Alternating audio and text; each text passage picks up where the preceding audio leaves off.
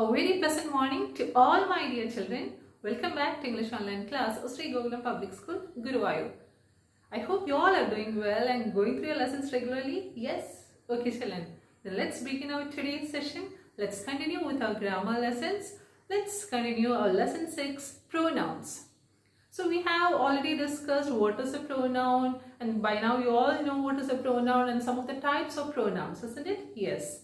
So today let's see how an interrogative pronoun is different from interrogative adjective. We'll also see what is a relative pronoun and also indefinite pronoun. Okay, let's discuss all these topics today.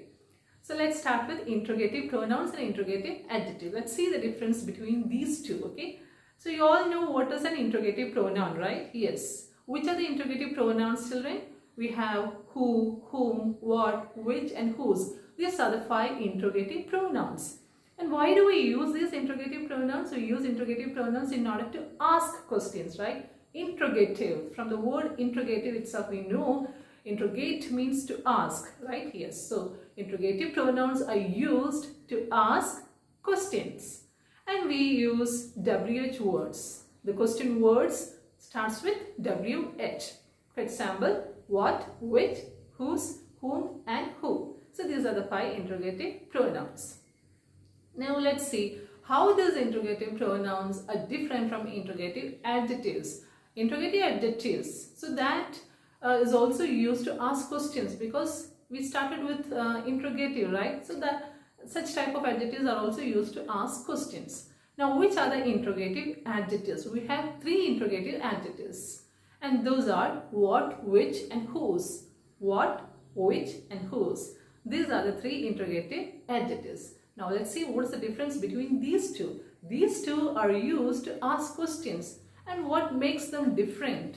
The only difference is that in interrogative pronouns, soon after the interrogative pronouns, we use verbs. Verbs are followed by interrogative pronouns, and these interrogative pronouns can stand alone. It is independent, not like interrogative adjectives. But interrogative adjectives needs a support.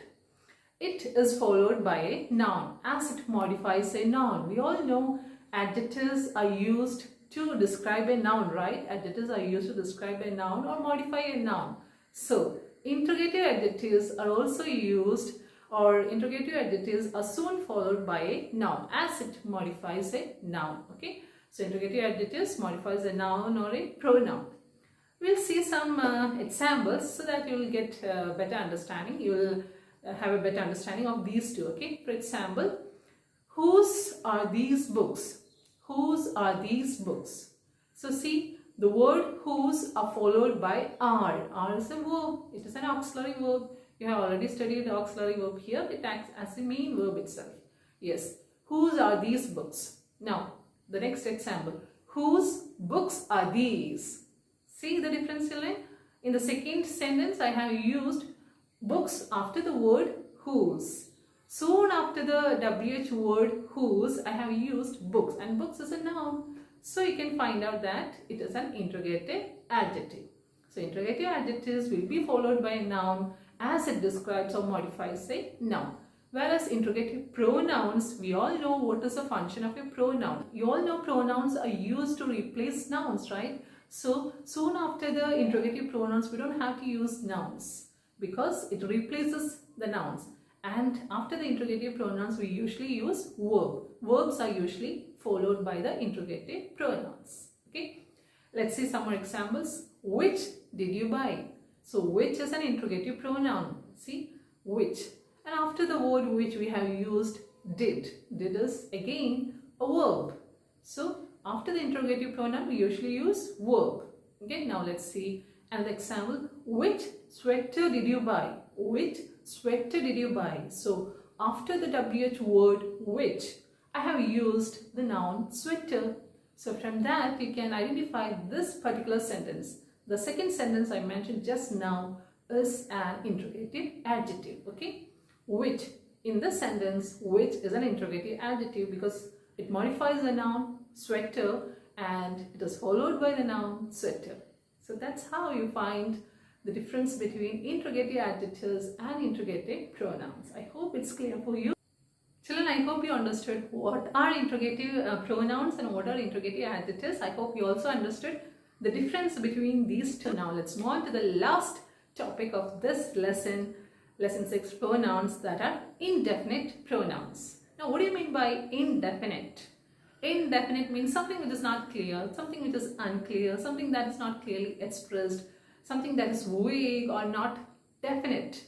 So that are indefinite pronouns. So when do we use indefinite pronouns?